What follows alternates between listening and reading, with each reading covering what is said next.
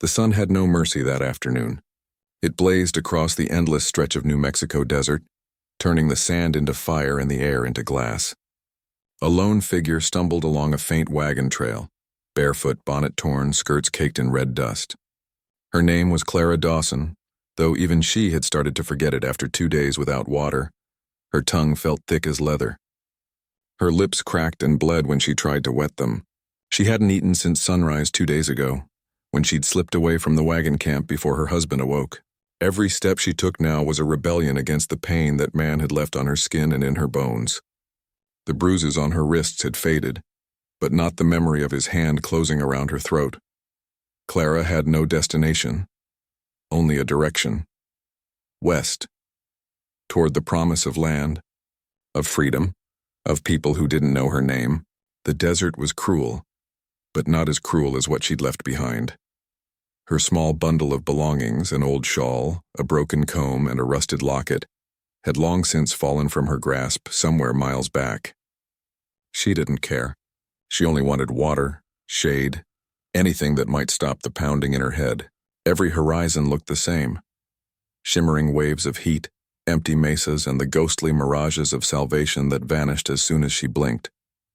By noon, her shadow disappeared beneath her. She could no longer tell where the sky ended and the earth began. Once or twice she thought she saw movement in the distance, a vulture circling overhead waiting. She tried not to think about it. The thought of dying out here, her body picked clean by desert scavengers, was a cruel joke. Yet part of her almost welcomed it. At least she would be free. The wind picked up, whispering through the sagebrush and stinging her face with grit. Her bonnet tore loose, caught on a gust, and flew away like a white bird. She didn't chase it. She only pressed on, one aching step after another. Her breathing turned shallow, her vision blurred. She thought she saw a fence line in the distance, a wooden line that shimmered like a mirage. But this time something in her heart stirred. Maybe it was real. She tried to hurry, but her knees buckled beneath her. The taste of blood filled her mouth as she fell to her hands. The fence loomed closer, only a few dozen yards away now. Through the haze, she thought she saw a horse, then a rider. His figure was dark against the golden sky, the kind of silhouette that looked carved from the land itself. "Help," she tried to whisper, but the sound was swallowed by the wind. Her body refused to move anymore. She crawled the last few feet, dragging herself forward until her fingers brushed the coarse wood of the fence post. The world tilted. The sky spun above her, wide and merciless. She pressed her cheek to the cool earth, the scent of dust and dry grass filling her senses. And then she saw boots, polished leather ones, standing a few feet away. A deep voice called out, startled but steady. "Hey, ma'am, can you hear me?" She wanted to answer, but her body had gone still. The last thing she felt was the shadow of the man kneeling beside her, the sound of a canteen being uncorked, and a few drops of cool water against her lips. Her eyes fluttered open long enough to catch a glimpse of his face, tanned, weathered, framed by a Stetson hat and concern. Then darkness claimed her again, soft and deep. When she fell, she had been nothing but a ghost of a woman. When she awoke, she would find herself under the care of James Caldwell. The wealthy rancher who had found her collapsed at his fence line, a man whose world would soon collide with hers in ways neither could foresee. The desert had not killed her. Fate had other plans. The morning after the dust storm had cleared, James Caldwell rode the north fence of Silver Creek Ranch with his foreman, Eli Turner. The air still carried the sharp scent of wet sage and mud, and the world looked washed clean.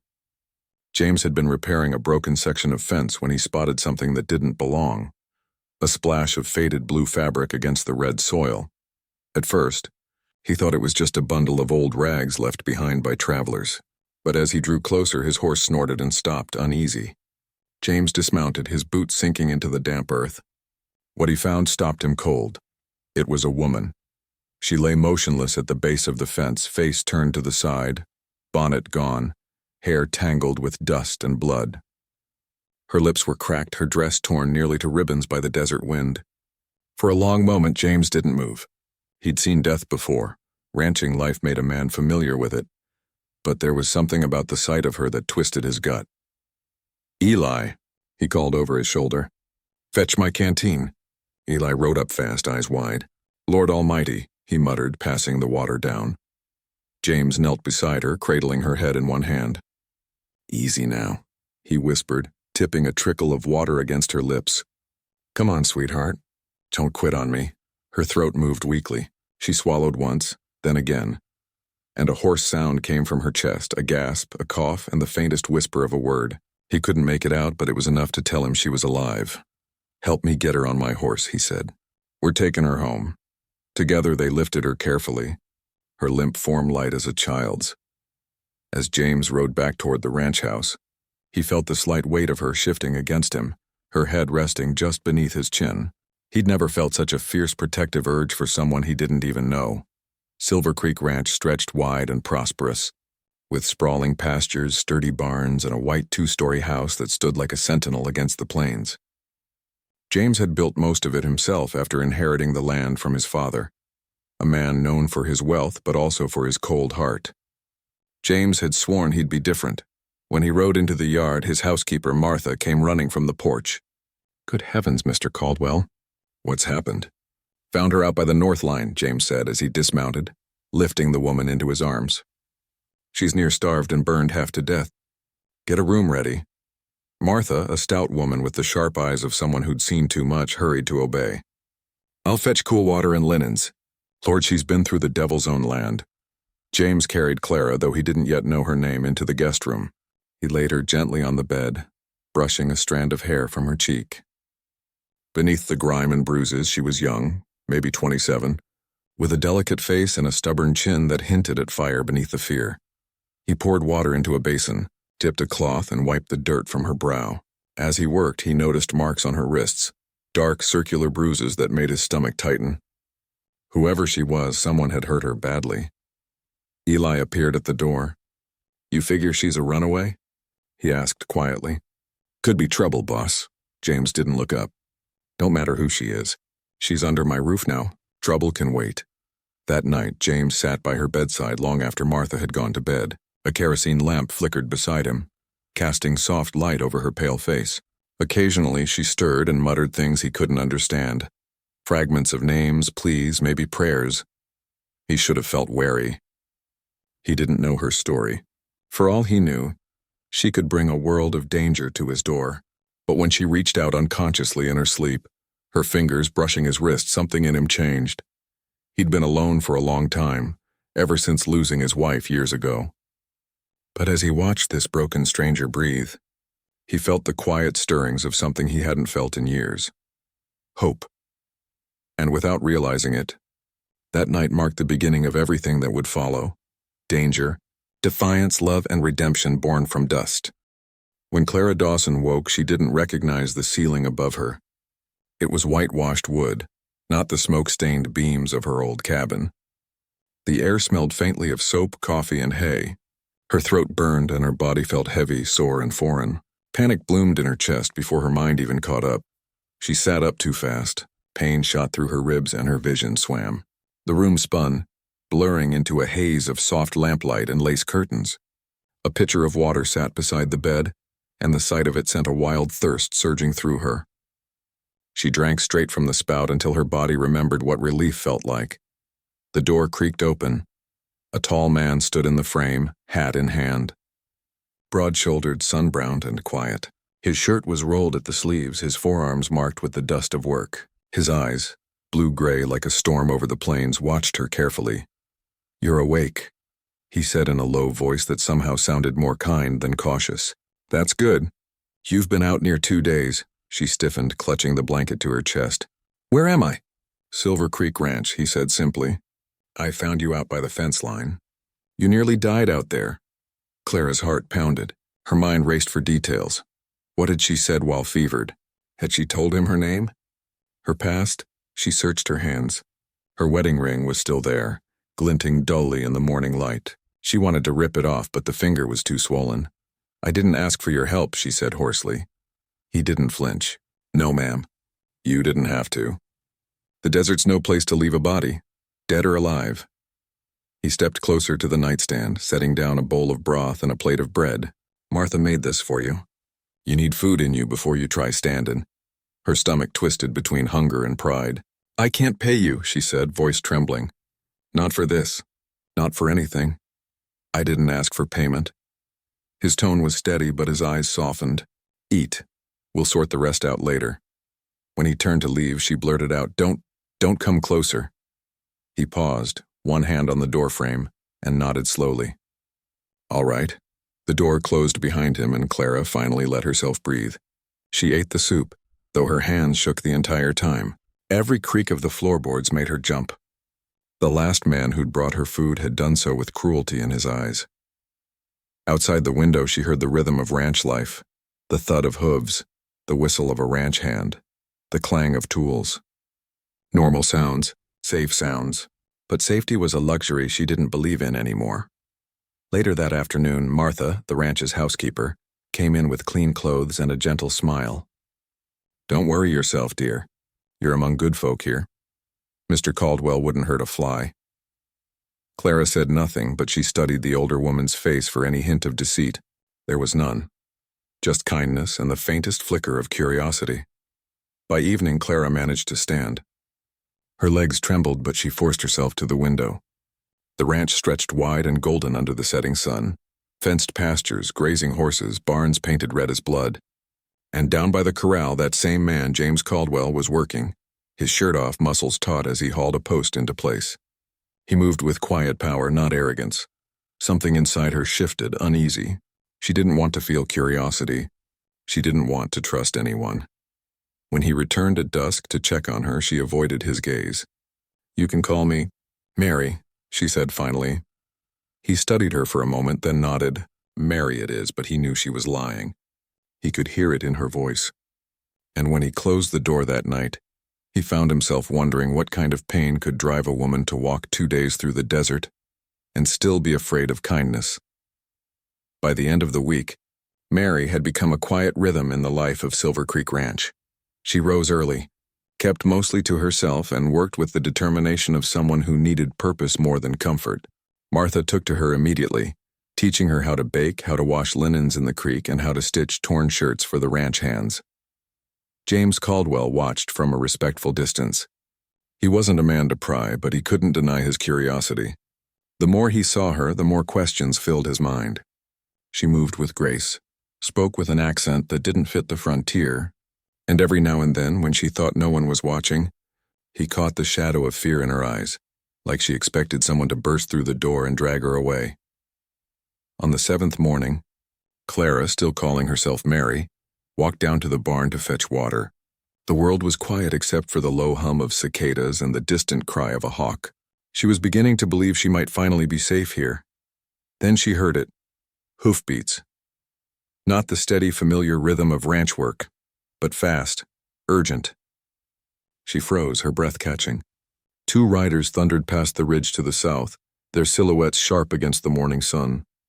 They weren't ranch hands, she could tell by the dusters they wore, and the rifles slung across their backs, her. Hands trembled so badly that the bucket slipped and rolled. Across the ground, James appeared from behind the barn. You all right? He asked, frowning at her pale face. She nodded too quickly. Just startled is all. He followed her gaze toward the distant riders. They're just drifters passing through, he said. Nothing to worry about, but worry had already taken root. That night, Clara barely touched her dinner. When Martha retired to bed, she slipped outside, standing beneath the moonlight. The open field stretched endlessly before her, and for the first time, she didn't find peace in their vastness, only vulnerability. James found her there, arms folded against the cold. Couldn't sleep? He asked softly. She jumped, then forced a small, tight smile. I've never been good at feeling safe. He studied her carefully. That something to do with the man who put those marks on your wrists? Her breath hitched. She turned away, but he stepped closer, his voice low and steady. You don't have to tell me everything, but I need to know if someone's after you. I can't protect what I can't see coming. For a long moment, silence hung between them. The wind tugged at her hair, the night vast and still. Finally, she whispered, He was my husband. James said nothing, only waited. He was a preacher once, she continued bitterly, a kind man at first. But he drank, and when he drank, he turned cruel, said I was a sinner sent to test his faith. The first time he struck me, I thought it was my fault. The second time I learned to run. Her voice cracked. But he found me again and again. Every time worse than before. This last time I waited until he passed out. I took the little money he kept for offerings and fled. She pressed her hands to her face, shaking. If he learns I'm here, he'll kill me. James's jaw tightened. Not while you're under my roof. Clara looked up, startled by the conviction in his tone. He wasn't boasting. He meant it. You've done enough already, she said weakly. I can't ask you to. You didn't ask, he interrupted. But I don't stand by while someone's hunted down like an animal. For a long moment, they just stood there beneath the moonlight. Two people carved by loss, learning to trust the quiet between them. When she finally went back inside, Clara lay awake for hours, listening to the wind through the shutters. She didn't know if she believed in God anymore, but if she did, she'd say he'd sent her across the desert not to die, but to find this man. Rumors in the frontier spread faster than wildfire, and Silver Creek Ranch was no exception. Within 2 weeks, everyone from the cook to the farthest ranch hand had their own version of the story about the mysterious woman James Caldwell had rescued from the desert. Some said she was a widow whose wagon had overturned. Others swore she'd escaped from an outlaw camp. A few claimed she was a wanted woman, hiding from the law. No one knew the truth, and James wasn't about to tell it. Still, curiosity had a way of breeding fear. It started with whispers in the bunkhouse, quiet enough at first. Then a few of the men, led by Tom Dyer, a ranch hand who'd never liked taking orders, decided they didn't want any part of whatever trouble she might bring. Ain't right, Tom muttered one night by the fire. A woman wanders out of nowhere half dead and now we're risking our necks for her? If the law's looking for her, it'll be Caldwell they come for. When word reached James, he didn't raise his voice. He simply called a meeting the next morning. The men gathered outside the main barn, the rising sun cutting long shadows across the dirt. Clara stood inside, watching through a gap in the wood. Her stomach knotted. James faced his men, calm but firm. You've all heard the talk, he began. So I'll set things straight. That woman you saw, Mary, is staying here. She's not a thief, she's not a criminal, and she's not your concern. She's a guest under my protection. Tom stepped forward, jaw clenched. Begging your pardon, boss, but that ain't smart. We don't know what she's running from. If she's wanted, the sheriff will come riding in. And I don't intend to lose my job or my life over some stranger. A murmur of agreement rippled through the crowd. James's eyes hardened. You can quit if that's how you feel. But no one, and I mean no one, lays a hand on her or speaks her name outside this ranch. Is that clear? The men shifted uneasily. A few nodded. Tom didn't. He spat in the dirt and muttered, You're letting your pity cloud your sense, Caldwell. Then he walked away. By sunset, he and 2 others had packed their saddles and ridden off without a word. Clara felt sick with guilt when she heard. You shouldn't have done that, she told James that evening. They left because of me. James shrugged, sitting at the edge of the porch. Men who leave over decency ain't worth keeping. She sat beside him, hugging her knees, the night stretching wide and silent. You could lose everything if he comes looking for me, she whispered. He turned his gaze toward her, the lamplight catching in his eyes. You're talking about your husband? Her silence was answer enough. I've built fences, barns, herds, and a life from the ground up, James said. But none of that means a damn thing if I can't stand up for someone who needs help. If trouble comes, I'll face it. His words should have comforted her. Instead, they broke something open inside her. No man had ever spoken to her without threat or ownership. For the first time in years, she didn't feel invisible. Later, as she helped Martha with the dishes, Clara noticed something she hadn't seen before. The walls were lined with photographs of family. James and a woman with soft eyes smiling. A wedding portrait. Martha caught her glance and sighed quietly. His wife passed some years back. Fever took her quick. He's been alone ever since. That night, Clara couldn't sleep. She stood at her window, staring out at the ranch bathed in moonlight. She could see him out there still, walking the fence line, his lantern glowing against the dark, protecting his land, and maybe her too. The wind whispered through the cottonwoods, carrying the faint echo of hooves far in the distance. She felt it before she saw it. Danger was coming closer. Her husband wouldn't give up, and James Caldwell had no idea what kind of man he'd soon be facing. The first signs of the storm came just before sundown. A strange stillness in the air, the kind that made even the horses restless. The wind died and the clouds gathered in the east like bruises spreading across the sky. By the time James came in from checking the herd, the horizon was flashing with distant lightning. "Best tie everything down," he told Eli. "That storm's coming fast." Clara stood on the porch, watching the dark clouds roll in. She'd seen storms before, but none like this. The air was heavy with tension, the smell of rain mingling with dust. Martha ushered the hens into the coop while James moved across the yard, shouting orders, tying the stable doors, securing the wagons. When the wind hit, it came all at once, wild and furious, bending the trees and rattling the shutters. Thunder cracked so close it shook the windows. Clara's heart raced. The noise, the chaos, it reminded her too much of another night, long ago, when her husband's drunken rage had torn through her home like a storm of its own. Without thinking, she ran into the yard. "Mary!" James shouted above the wind. "Get back inside!" But she didn't hear him. She was halfway to the barn when lightning split the sky, and one of the roof beams cracked loose. James sprinted after her, grabbing her just as the beam came down. He pulled her against him, shielding her from the falling debris. The world roared around them, wind, rain, thunder, and the pounding of their hearts. When the danger passed, he looked down at her, soaked to the bone, trembling. "What in God's name were you thinking?" he demanded, his voice rough with fear more than anger. I was trying to help," she stammered. "You could have been killed." Her eyes filled with tears she couldn't stop. "I'm sorry," she whispered. When things get loud, I can't." James's expression softened immediately. He brushed the wet hair from her face, his thumb lingering on her cheek. "Hey, you're safe. You hear me? You're safe here." Something in his tone broke through the storm inside her. For a long, breathless moment, neither of them moved. Rain poured around them, soaking their clothes, but the world seemed to narrow to just the two of them, his steady gaze, her trembling breath, the warmth of his hand against her skin. Then it happened.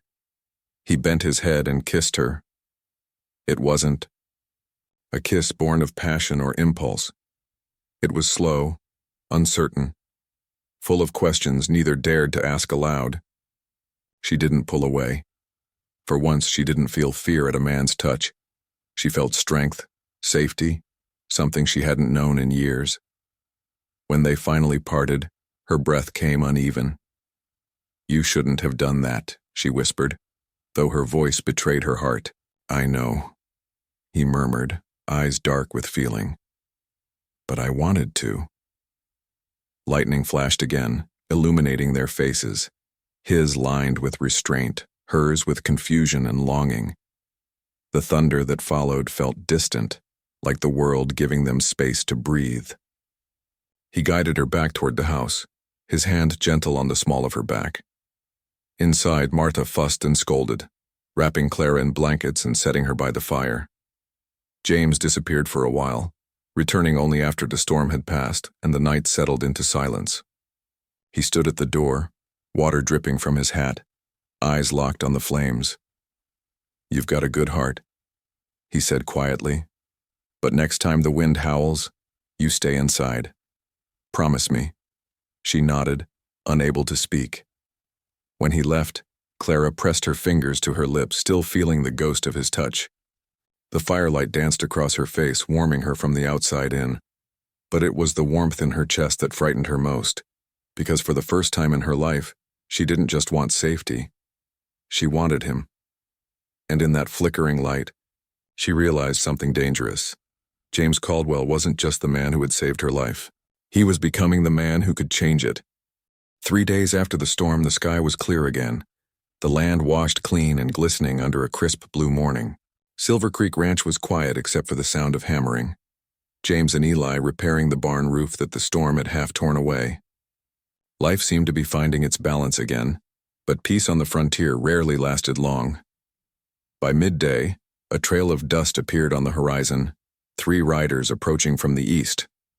James spotted them first, narrowing his eyes. One horse carried a star-badged man, Sheriff Granger of Silverton County. The second horse bore a stranger in a fine black coat, his back straight, his expression unreadable. And behind them, a deputy rode with a rifle resting easy across his saddle. James's gut tightened. He knew before the sheriff even dismounted that this visit wasn't friendly. "Morning, Sheriff," James called out, leaning on the fence rail.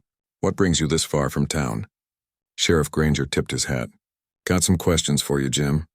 We're looking for a woman. Says here she disappeared from her husband's property about 3 weeks back. Been seen heading west." He nodded toward the man beside him. "This here's Thomas Weller, her husband." The name hit James like a stone. Weller. Clara's voice echoed in his memory. "If he finds me, he'll kill me." Thomas Weller was nothing like James had pictured. His clothes were spotless despite the trail dust, his beard trimmed, his manner calm. But his eyes, cold, pale, and cruel, betrayed the darkness underneath. "My wife," Weller began smoothly, "is a troubled woman, Mr. Caldwell. She's not in her right mind. She took money from me and ran off. I only want her safely returned." James crossed his arms, keeping his face impassive. "Can't help you there, mister. Haven't seen anyone fitting that description." The sheriff looked doubtful. "Mind if we take a look around? There's talk of a woman working your kitchen, goes by the name Mary." Behind the curtains of the ranch house, Clara's heart hammered. She'd seen them ride in and recognized that posture, that voice. She backed away from the window, hands shaking so hard she nearly dropped the cup she was holding. Martha grabbed her shoulders. "Is that him?" Clara nodded, her face pale as the linen she'd been folding. "Don't let him see me." Martha straightened, her jaw set. "You stay put, honey. Mr. Caldwell won't let that man touch a hair on your head." Outside, Weller was circling like a wolf, his voice coated in false civility. "You're protecting her, aren't you, Mr. Caldwell? Maybe she spun you some tale about cruelty and sin. But she's a liar. Always has been. She's mine by law." James's voice was cool steel. "If she was here, and I'm not saying she is, seems to me a man who truly loved his wife wouldn't have to use the law to drag her home." Weller's face twisted, the mask slipping. "You've got no right to question me." "Maybe not," James replied. "But on my land, I've got every right to say who stays and who goes." For a moment, the two men stared each other down, wealth and brutality against quiet strength. The sheriff shifted uncomfortably. "All right, gentlemen," he said, breaking the tension. "No need for this to turn ugly. If she's here, the law'll find her proper. If not, we'll be on our way." But as they turned to leave, Weller gave James a thin smile. "You can't hide her forever, Caldwell. The Lord always brings sinners to light." When they rode off, James exhaled slowly, fists still clenched. Inside the house, Clara sat on the edge of the bed, trembling. "He knows," she whispered when James entered. "Maybe," James said. "But I won't let him near you." Tears welled in her eyes. "You don't understand. He's not a man who gives up." James crouched in front of her, his voice soft but resolute. Then he picked the wrong man to test. Outside, the wind shifted, carrying the faint echo of hooves fading into the distance. But both of them knew it wasn't over. The hunter had found her scent. And the next time he came, he wouldn't bring questions. He'd bring vengeance. The morning after Sheriff Granger's visit, the ranch felt different. Tense, heavy, as if the air itself knew trouble was coming. Even the horses were restless, stamping and snorting at shadows that weren't there. James rose before dawn, checked the fences twice, and kept his rifle loaded near the door. He didn't tell Clara, but he could feel it in his bones. Weller would be back. Clara tried to act calm, sewing quietly beside the window, but her fingers trembled on every stitch. Sleep had barely touched her. Each time she closed her eyes, she saw Thomas's cold stare and heard his voice. "Mine by law." The words haunted her. By noon, the unease turned real. Dust rose again from the road, but this time there were no badges in sight. Just 2 riders, Weller and 1 hired gun. James spotted them half a mile out and went for his rifle. "Martha, get Clara to the cellar," he ordered. "Now." Clara hesitated, eyes wide. "You can't face him alone." "I won't be alone," James cut in, his tone firm but gentle. Eli's out with the cattle and he'll hear the shots if it comes to that. But you go.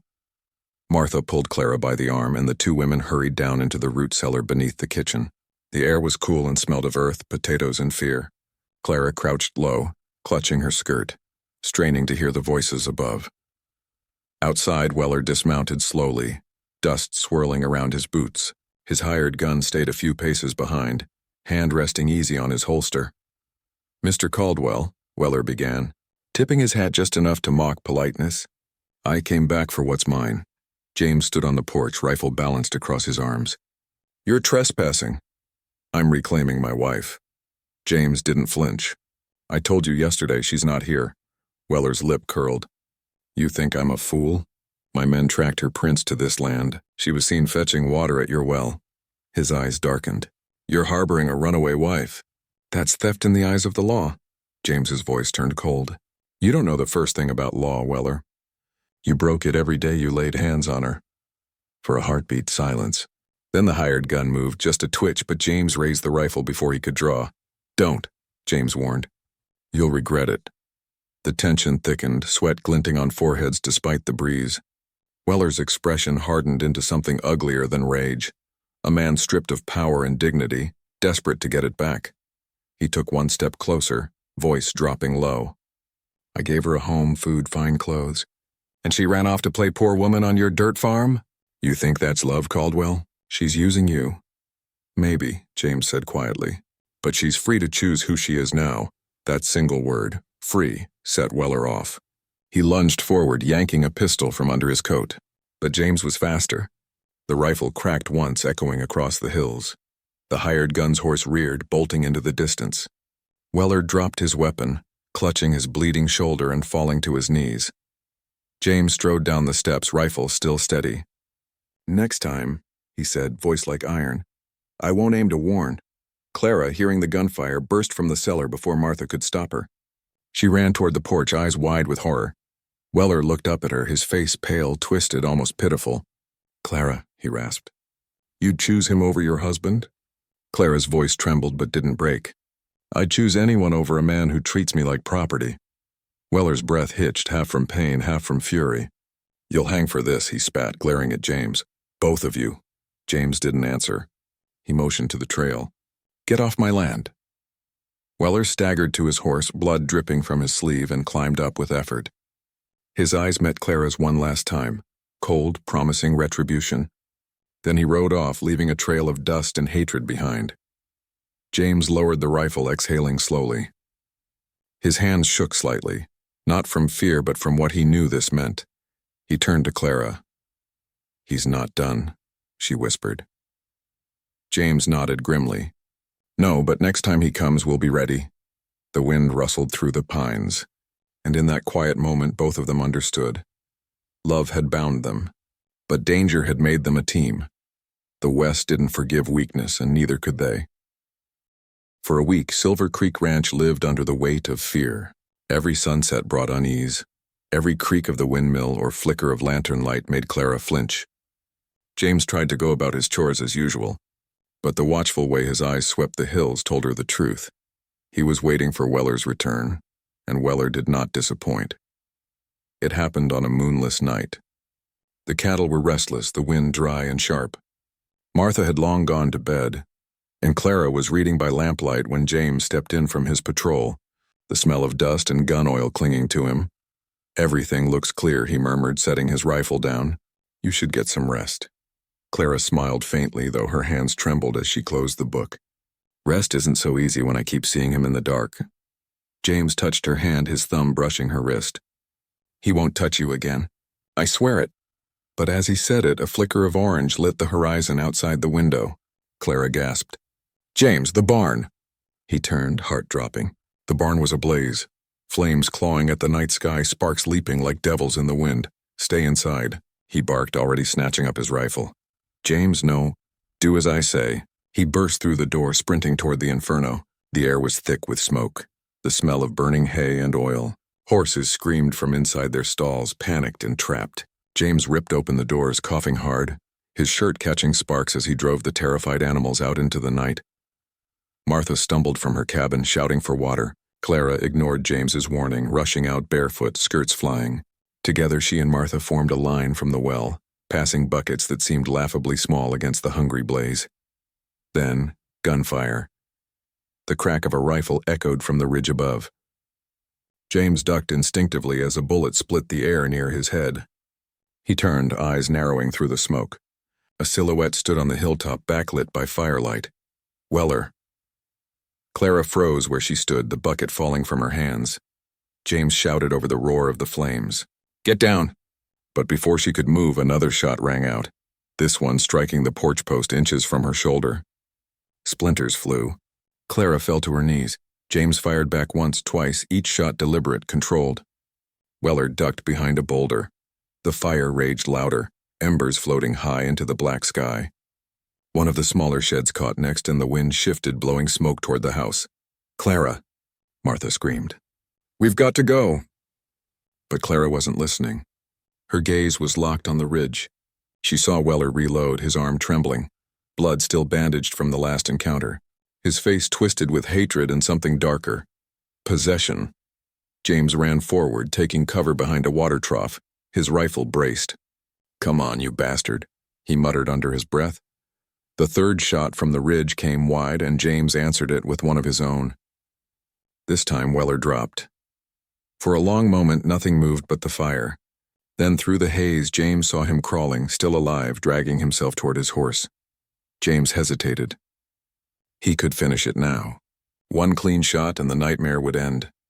But he lowered the rifle. Killing a man in cold blood wasn't justice, it was vengeance. He turned back to the barn, voice hoarse. "Get water. We can still save the main house." By dawn the fire was out. Half the barn was gone, a dozen cattle lost, and the smell of smoke hung heavy over everything. Clara sat beside the well, exhausted, her face streaked with soot. James knelt beside her, wiping ash from her cheek. "He's gone," he said softly. "Rode east before the light broke." Clara's eyes met his. "He'll come again. He won't stop." James's jaw tightened. "Then neither will I." They sat in silence, the burned wreckage smoldering behind them, the first rays of sun painting the world gold and gray. They had lost much, but what bound them now wasn't fear. It was something fiercer. Love had survived the fire. The fire had scarred Silver Creek Ranch, but not destroyed it. Within a week, James and Clara began rebuilding. Neighbors rode in with hammers, lumber, and quiet sympathy. Martha cooked for them all while Clara worked beside James, her skirts dusted with sawdust and ash. But peace still wouldn't hold. Each evening, James scanned the horizon, knowing Weller wasn't done. The man had too much pride, too much hate.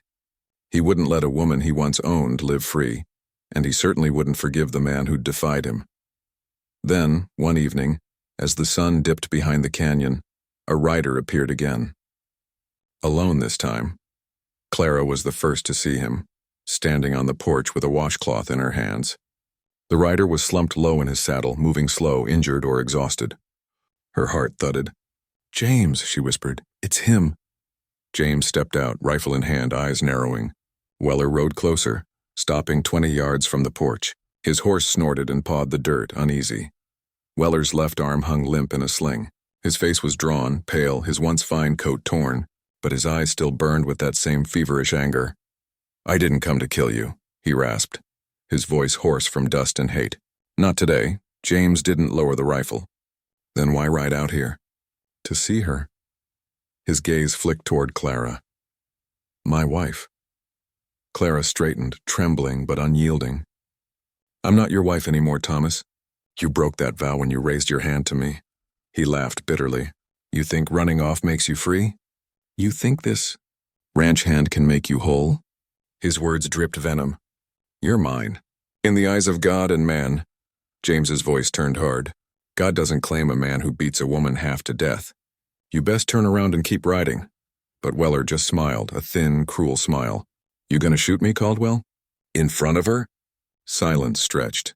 The wind stirred dry grass. Somewhere far off, a hawk cried. Clara stepped forward, her voice soft but steady. "Thomas, go home. There's nothing for you here. If you ever loved me even a little, don't make this worse." Weller's eyes softened for a flicker of a second, then hardened again. "You talk like I'm the villain. But I made you who you are. I fed you, clothed you, gave you my name." He turned his glare to James. "And you?" He reached for the revolver at his belt. The moment slowed. The flash of metal. The gasp from Clara, the reflex in James's hands. 2 gunshots cracked through the air, near simultaneous. Weller's revolver dropped first, then his body followed. The echo carried across the valley, fading into the canyons until there was only silence. Clara stood frozen, her hands over her mouth. James lowered his rifle, the smoke still curling from the barrel. He walked toward the fallen man slowly, boots crunching over dry earth. Weller lay on his back, staring up at the wide sky he'd never see again. His hand twitched once, then went still. James stood over him for a long moment, then murmured quietly, "It didn't have to end this way." He turned back to Clara, whose tears had started to fall silently. "It's over," he said gently. "You're free now." But freedom, Clara realized, didn't feel like joy at first. It felt heavy, like finally laying down a burden she'd carried too long. She stepped into James's arms, trembling, and he held her tight against his chest. Behind them, the sun broke through the clouds, washing the land in gold. The burned barn still stood in ruins, but the light made even the ashes glow. Weeks later, the grass grew green again, and the ranch slowly came back to life. Clara planted new flowers by the porch, lavender, her favorite, and James rebuilt the barn beam by beam. One evening, as they watched the sunset together, Clara said softly, "I used to think I'd never belong anywhere." James looked at her, a rare smile touching his lips. "You belong here with me.